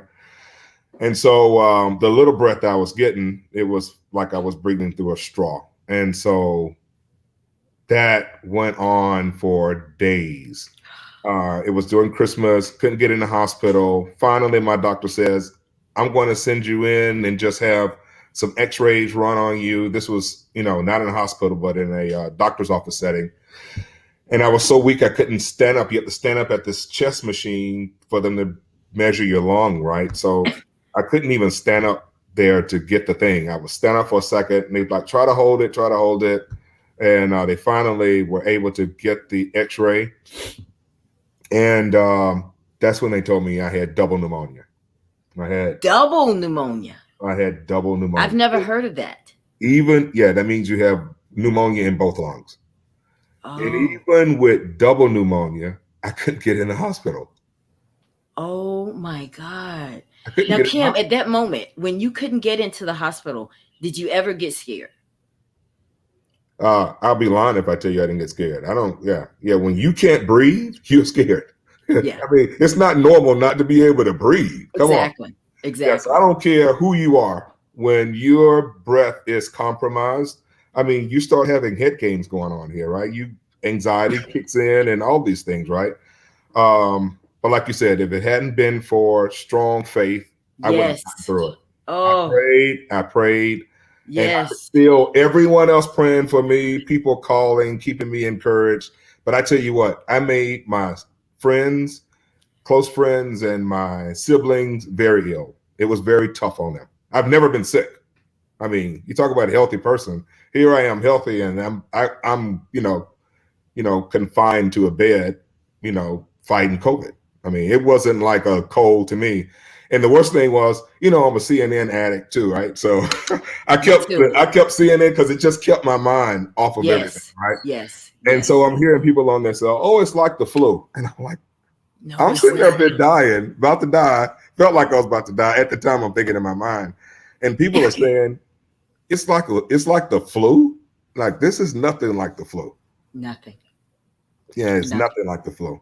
So yeah, when you got sick, right, I was calling and checking on you because I knew what you were going through, right? But never would I say or egg on or add anything because I know you were in the battle, right? Yes. And the last thing I wanted to do was plant some kind of a seed to put any doubt. So I just wanted to make sure you were fighting. And how you helped me because I didn't even know about remdesivir. Yeah. And because of you, I was like, let me ask y'all a question about this remdesivir thing. Hey, can I get that? Because I didn't know. I was literally reading your text and I said, let me ask you a question. And they were giving me the breakdown on what the criteria is to get it. Right. I was like, I don't care. I want it. Whatever it is. I don't care how much it costs. Bill me later. I got you. At the time I need to get it. Yeah, at the time that I was sick, remdesivir was in very short supply. They couldn't manufacture enough of it. So very select few people were getting remdesivir. When they said Trump got COVID, that's exactly what they gave him. He gave him remdesivir, and it was, I hear that it, had a speedier recovery. Let me say that way, if he actually had it. But anyway, that we're not gonna get political. But it was, I knew to plant that carrot around remdesivir. I had heard a lot of positive things. I have had tons of friends to get COVID, and they said they gave them remdesivir, and it just took their recovery, made their recovery a shorter time frame, I should say. Yeah, I noticed because I was on remdesivir, steroids, antibiotics. My fever kept going up, down, blood pressure up, down. Your body just has a life of its own. And I am going to be 100. I have never in my life been through anything like this, Kim. Never. I thought I was strong enough to handle it. I'm gonna be honest with you, because we're just strong people. Yeah. You know, we grew up at a time where, girl, go get this cod liver oil and go sit down somewhere and go play. Right. Oh no, baby. This was something totally different. This was bigger than me. Absolutely.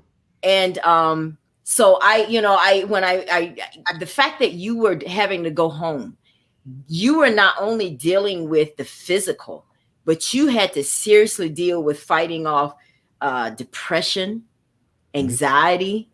You're at home. You don't have the machines like everybody else does. That had to play a toll on you big time. Yeah. What do you credit the thing with being able to get through that? My faith in God, and strong faith base, strong belief that God could solve it. That's the only person I had to turn to, right? I mean, who else was I going to turn to? No one could make this better. I was not being seen by the doctor. I had a virtual call with my doctor every day, and he says, "I'm going to have to give you the strongest antibiotic on the market," and he had it shipped to my house. So I had this medication that made me extremely ill as well. So I'm taking this antibiotic that made me so sick that it increased acid in my stomach area. And that acid was coming up through my throat all day. So think about it, and I can't stay awake.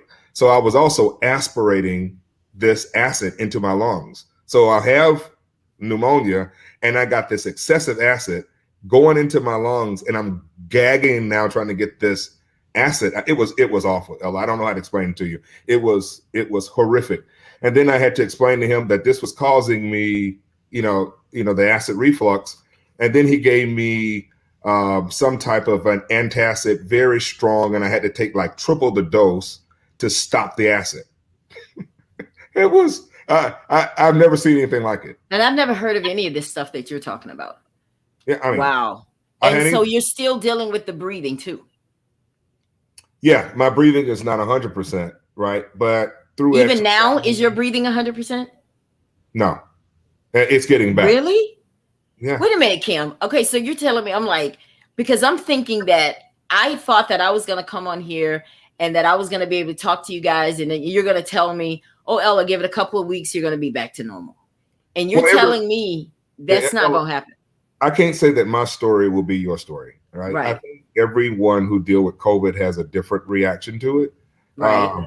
But for me, with the condition of COVID and how it had compromised my lungs are not at 100% yet. I can tell by exercising, right? I can't exercise as far. I'm a Peloton rider. I can't ride that bike as long as I can. I can do about 15, I'm up to 15, 20 minutes now. I used to do 45 minutes to an hour ride. I can't do that anymore, right?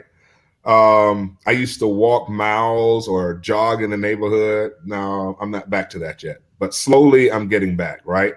And like you and Tish said, that right there, that hack that you got right there, you're going to be stuck with that for a long time. So get used to it.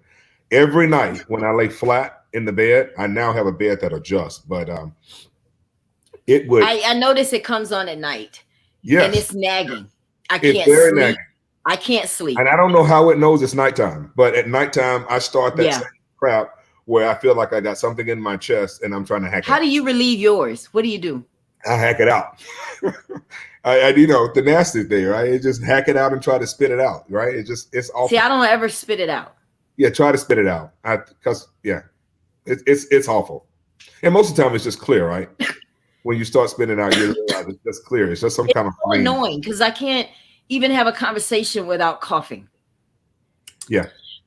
I can't believe that this is the new normal, but do you ever have like moments of fogginess in your brain where you're just like, I'm looking at something. I know what this means. What the hell is it? And you can't figure it out. Do you have those moments? Yeah, Ella. So what people don't tell you, and you got to go see a shrink, right? Because COVID What? causes anxiety and depression. And you probably don't realize that you may be suffering from a little bit of depression. And that's what's happening to you, right? And when you're suffering from anxiety and depression, you don't have typical thought patterns, right? And it's very serious. So you should probably get some counseling. Counseling. Okay. You need to get some counseling. Just talk through it, right? And not that they're going to put you on medication or anything, but you just need to understand how your brain has been compromised because you haven't been at the full capacity of oxygen, so your brain has been damaged.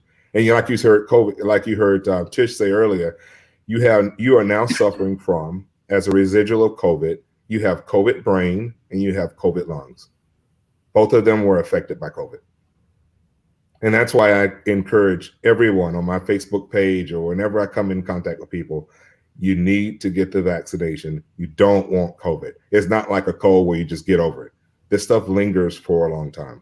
Now, does your entire family have the shot? Did you make sure that everybody got the vaccine, or Yeah. you still have family members that are like, man, I don't care what you say, Kim. I know what you went through, but I'm not getting that shot. Do you still know people that are saying that? Let's just deal with this household, right? So at this address, right? Everyone at this house has a vaccination except for Brooklyn, right? And Cheryl had she was very concerned that they didn't know or had enough studies about if the vaccination would affect her childbearing years and that kind of deal, right? And so I'm like, no, if she's going back to school this year, I don't ever want her to have to fight like I fought, right? So we both decided that the best thing for Brooklyn is to get vaccinated. So she took her first vaccination yesterday. Yeah. And 2 weeks out, she's going to get a second one. So she is. Well, I'm calling tomorrow.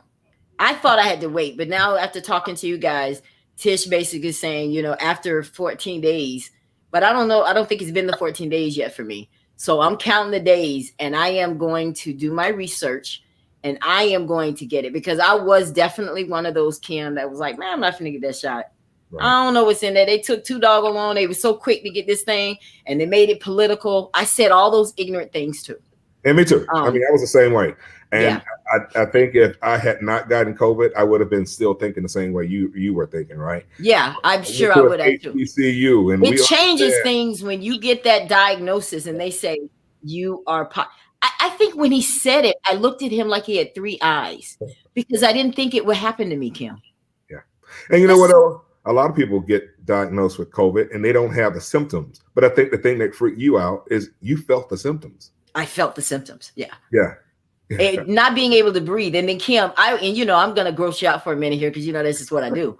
But I'm in the hospital and I couldn't go pee.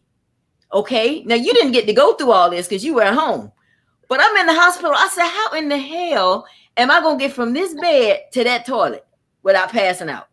Now, Tish said she crawled. I didn't even think that way. I walked. And I'm going to be honest with you. You will start doing some crazy stuff.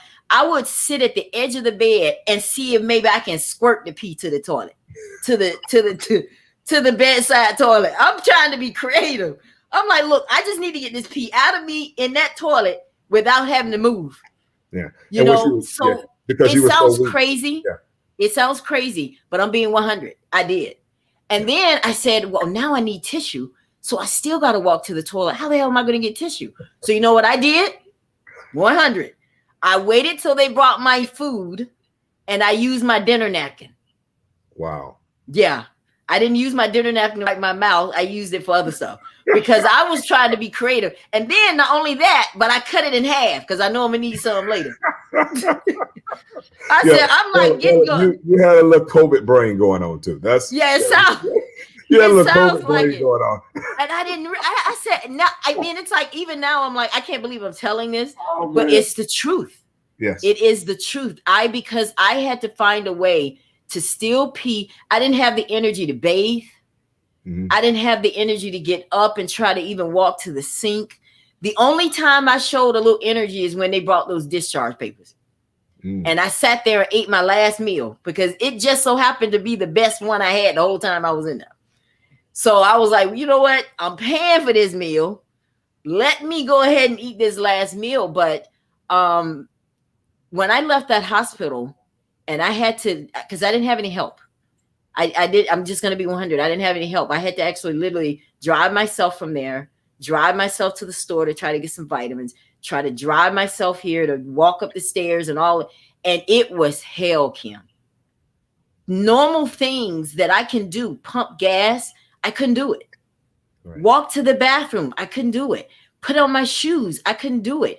And I didn't want to believe, and you're helping me. I don't like hearing this, but it sounds like I'm dealing with some of the stuff that I thought wasn't going to happen to me. I thought I was fine. I said I could do this show, get on here and talk just like I normally do. This is good. But you know how long it took me to prepare for this show? Mm-hmm. It's almost like I forgot how to do makeup again. Mm. I was like, how the hell I put on these lashes? Yeah. You know? And I'm like, this is scary because now the things that I'm trying to work on, am I not going to be able to write anymore? Am I not going to be able to have a complete thought? Am I not going to be able to read and comprehend? And I'm noticing that you are making yourself sick. You got to stop thinking through that. All right. Stop. All right. Because what you're going through is that's a remnant of COVID. That's COVID brain, right? And you are going through anxiety and you're spitting it out now. You're spitting. Am I going to be able to? Am I going to be able to? And you're going to make yourself sick, right? Yes. So the answer is yes. You want to be able to do all those things, not right away. It's going to come back, over time. So don't rush, right? You're less than 2 weeks out from being in the hospital fighting COVID. Right. Your body has been through shock. Your body has been suffering from a lack of oxygen, right? Your brain has been affected. Your lungs have been affected. And when your brain and your lungs are affected, your entire body is affected, right? So it's going to take some time. So I would say, I love the fact that you're using your platform to encourage other people. And thanks for sharing, right? I've never shared my story, right? I'm a pretty private person. And yes, you are. So I kept it all to myself and my family and close friends, right? You knew about what I was going through, but yes, a lot of people did not, right? But you're using your platform. And I think the best thing that you can do is to share with other people. You don't want what we went through. You don't want what we went through. It is not the cold. It's not a cold. It's not a flu. It's not going to be over in 5 days. It's not going to be over in 30 days. It's something that you're going to have to deal with for a long time. And because this is all new, we don't know how long that time is, but you just got to stay positive. You got to stay in good spirit. You got to be willing to fight, and you can get through it. And you can avoid all of this by just getting a vaccination. Go and get the shot, because whatever you may have to fight with the vaccination is going to be less than what you would fight if you get COVID. Because this new strand is really dangerous and it's taking a lot of people out. Yeah, it's taking a lot of people out. As a matter of fact, while I was in the hospital, there was a young man, way younger than me, Kim. He was 46 years old, very healthy, no issues. And within 48 hours, he was dead. Yeah. His oxygen he just couldn't breathe. Absolutely. And that could have easily been our story, but it wasn't. Yeah. And that's why if I have breath in my lungs, whatever is in there, I want to use it to do something good for somebody else. I hope that people watching this broadcast, if it will at least just get you to think about the vaccine, then our job is done tonight, Kim. Absolutely. You know what? Something my niece is she does something where she go around and visit all these businesses in Georgia, and she makes sure that they're operating up to state code and all that stuff. That's what Deidre does, right? Right. Mm-hmm. And when I was fighting COVID, they would come sit with me on the back porch, and she says, "Kim, you think the hospitals are packed? You ought to see the morgues." She said, "I have to go visit the hospital. I mean, the funeral homes to make sure they're operating under code." And she's like, "They got bodies in the chapel. They got bodies. They're not even holding funerals. They just have bodies everywhere." I'm like, what? People, this stuff is serious, right? So if you don't believe your doctor, go talk to the funeral directors. Maybe they'll help you, right? That people are dying. It's a real thing, right?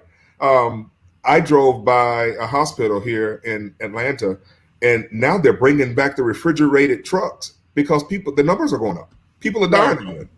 So now they're having to refrigerate the bodies because they're running out of place. People are dying.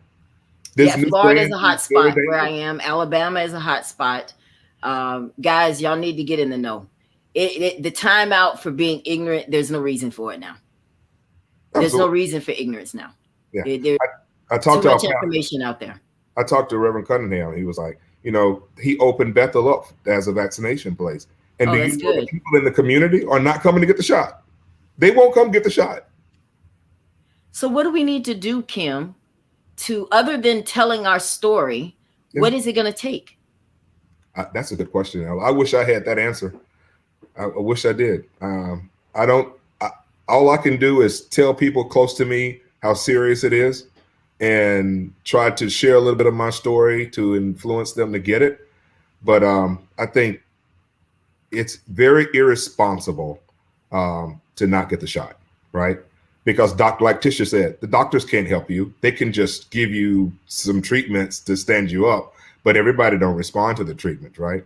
And once you get on that ventilator, I mean, it's over, right? Yeah, because your lungs have become mush. It's like quicksand. This thing is very serious. Very serious. It is.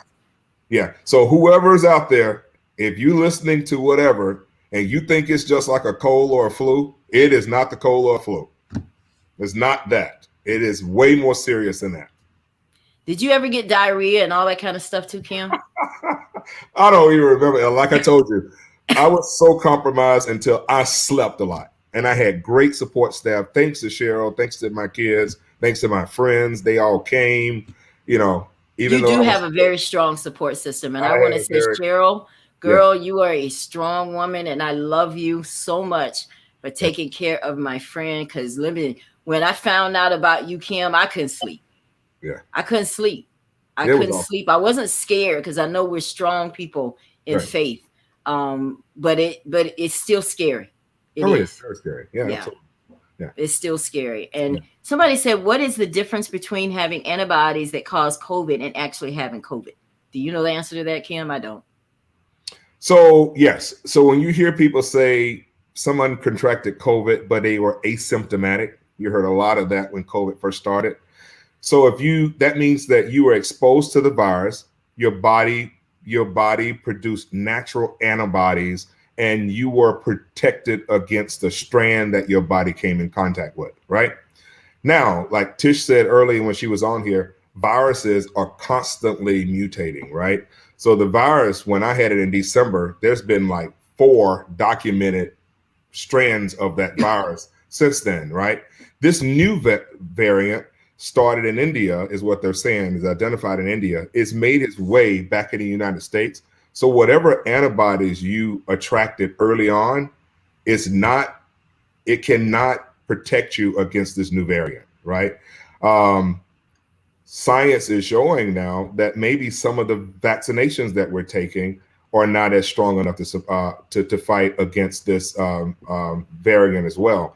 Like the Johnson & Johnson one is the one that most of the athletes, the baseball players, took. But you could see there was a major outbreak within the baseball community. So they haven't really said that with this Johnson & Johnson that they need to go get another shot, but it's proving that it is not as effective as some of the other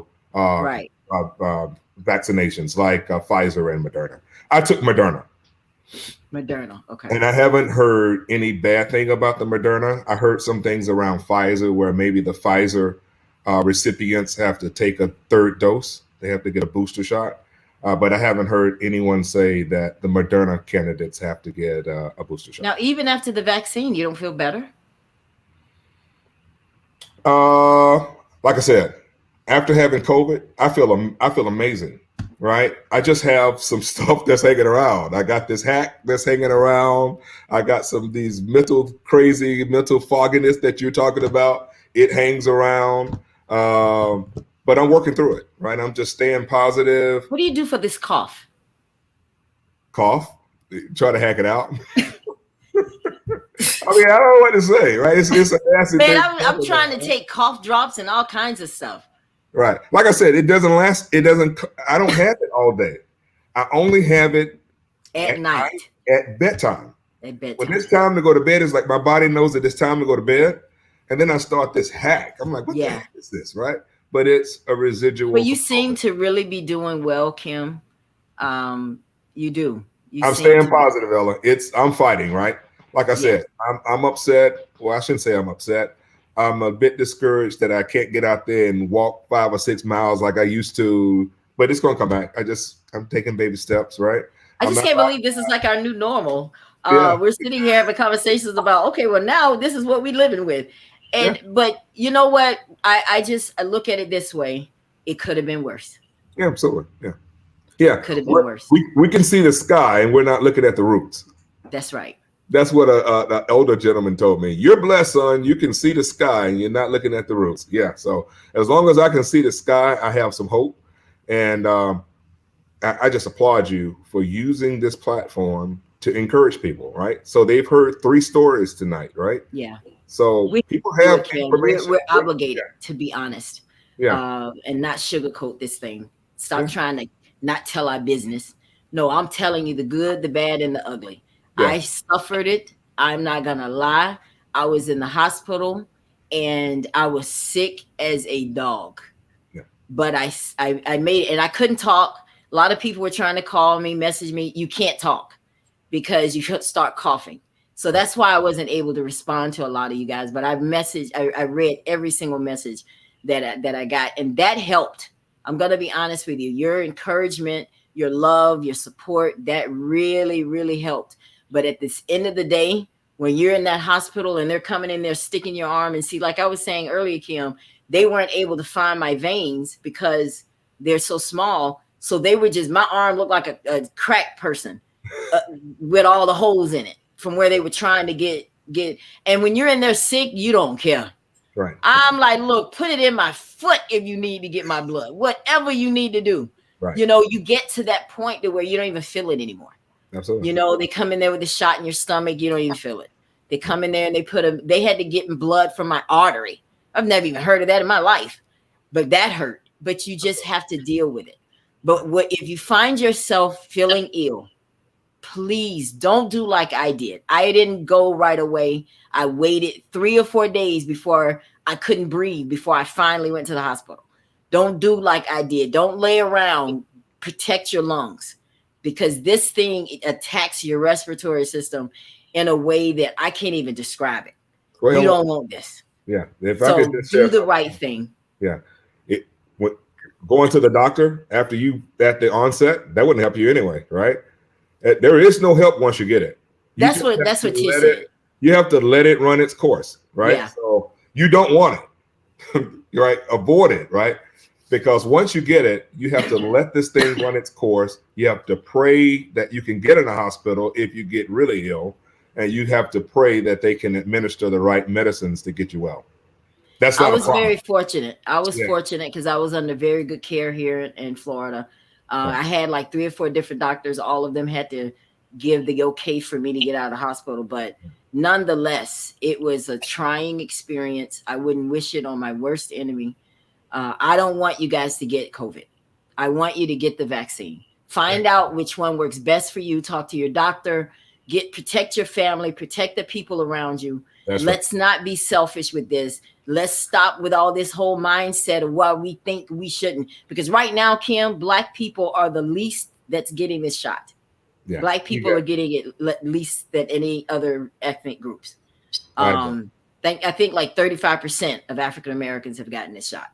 Yeah. The vaccine. And a lot of it is because of all these myths that we have, you know, thinking about the Tuskegee experiment. I understand it. I understand that we think we're disproportionately and all that, but get the information that you need. Stop using excuses. Stop listening to people and stop listening to people on Facebook and all that. You have been blessed tonight with 3 people that have had this COVID that are still, each one of us here. Tish has had it over a year and she's still dealing with stuff. Kim, how long? How many months was it for It's you? been 6 months now. 6 months now, and he's still dealing with me. I'm fresh out of the hospital, and I'm sitting here. My day started different than it is right now. I almost wasn't able to come on because over the course of the day, something happened. Mm. And I didn't want to admit it, but I'm being real. I woke up and it was just coughing all day. And even right now, I feel hot. So, and nervous. I don't know where the jitters come from. I'm not nervous. I've done this so many times. So I'm sitting here and I can't, yeah, Kim is explaining it. Yeah. And, but I'm going to be okay because I am very positive. I'm very faithful and I do trust God. But even trusting God and all the word that I know, I'm going to be honest with you. This is real. And I love you guys too much to be selfish and not share my story. So that's what tonight was all about. And I wanted to bring Kim because I know that Kim has a powerful story and he's never really told it. And tonight I am honored that you were able to do it here because I think that you've helped a lot of people. So Kim, what do you want to say to people before we get out of here? Advice you would give about what people need to be doing from day to day right now? Yeah. First, let me thank you, Ella. Right. Thank you for being so courageous that you wanted to help others and use your platform to help others. Hopefully, if we can just touch one or two people and convince them to go get the vaccination, you did an outstanding job. So I applaud you for that. Thank you. Right.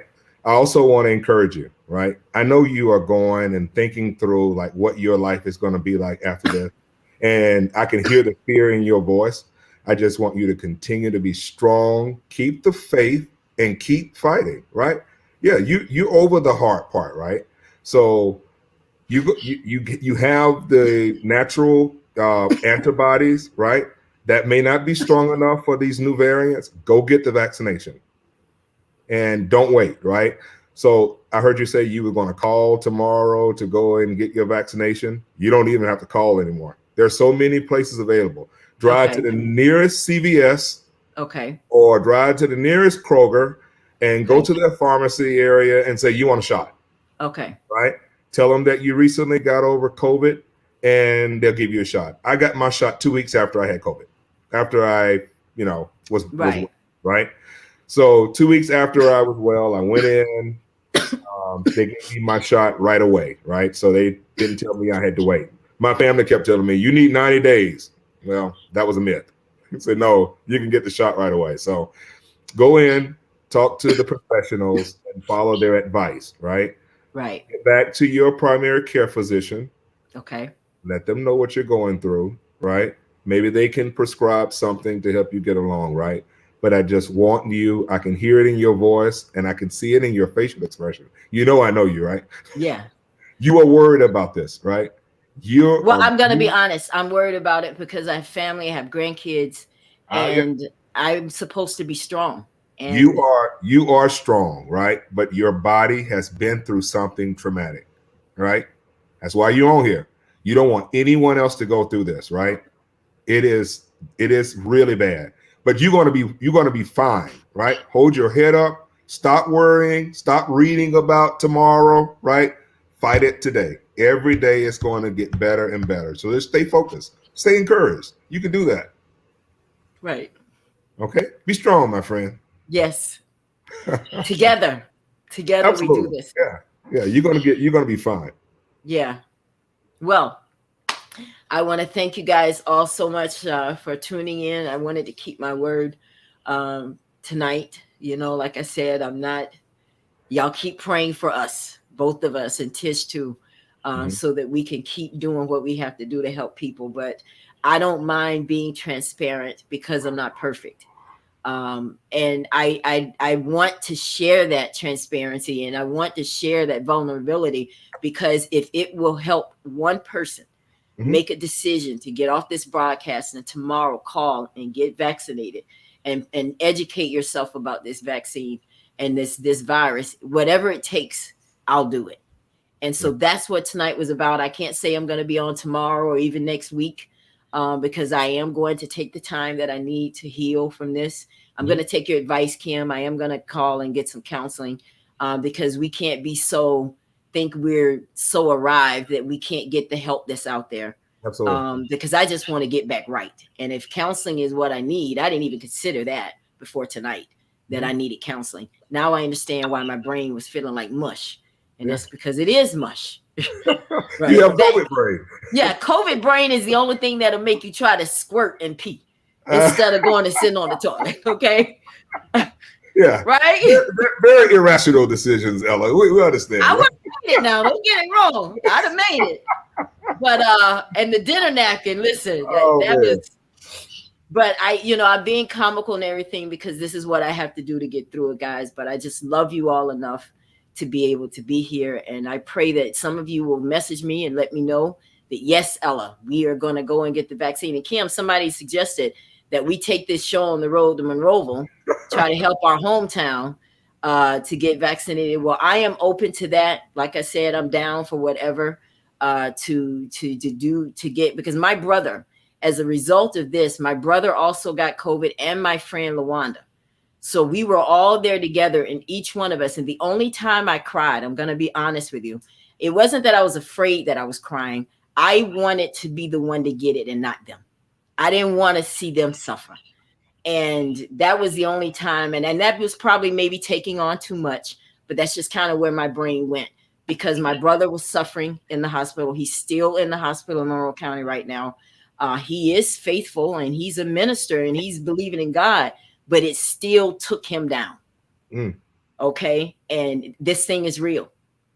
He said that once he comes through this, he's going to be preaching different. I believe it. Oh, yeah. It changes everything. It'll Yeah. change you. Yeah. And we have to look out for each other. So even if you may not care about the vaccine, care about the people that may be affected. So tomorrow, I am definitely going to the nearest vaccine spot and I am getting this shot. My children have been getting this as a result of what happened to me. So it's changing even in my own household. So like I said, if it changes one or two, then it was good for me. All right, Kim, we're going to get out of here. I know you need to get some rest. I definitely need to. I think I want to go find me some popsicles. Maybe Hey, I think I want some helped me out. popsicles. Huh? Boil hot water at nighttime. This is something someone told me. Boil hot water, right? Okay. And take the pot off the stove, right? Okay. Put a towel over your head. Breathe in that hot air, and it will help your lungs. Help you cough up some of that crap Oh, okay. Steam. that's in your lungs. Okay. Yeah, steam. Breathe in the hot steam. But put a towel and just breathe it all in and see if that'll help you sort of clear up some of that mucus that's in your lungs. And then I got to start spitting it out. Yeah. You got to start spitting it out. Yeah, I got to start spitting it out. Yeah. Because at night, like you said, at nighttime, this is when it gets bad. Absolutely. So I'll get some tea and then I'll do that. And then I can go get my popsicles, right? Absolutely. Pops up. Yeah. I got But they say when you're recovering from COVID, hot versus cold. So you need to be drinking a lot of hot tea. Okay, so Right. no popsicles. Yeah. So because Hey, cold, that's good. I don't need them anyway. I Yeah, got cold to will get rid of some weight. anything cold will make something like a mucus get hard and solidify, right? Oh, So you okay. want to loosen Very it good out point. so you can get it out. So drink a lot. What COVID survivors told me, drink a lot of ginger and lemon tea. So get Ginger. fresh ginger out of the grocery store, right? Fresh ginger, boil it with some lemons, drink that with some honey, and drink it all day until you can hack up some of this. That's a very good point. And I was doing that. So I'm going to get back to that. And then about the vitamins, let's put that out there too before we go, Kim. Yeah. People need to be supplementing themselves each day. Tons of Doesn't mean you're not going to get it, Yeah. but it helps, right? Tons of vitamin D, tons of vitamin C, right? Right. What I was told by several medical professionals, I should be taking 30,000 grams of 30,000 units of vitamin D, right?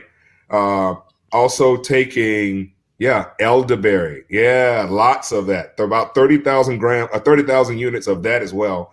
And take about 15,000 units of vitamin C. Yeah. You got everything. Yeah, zinc.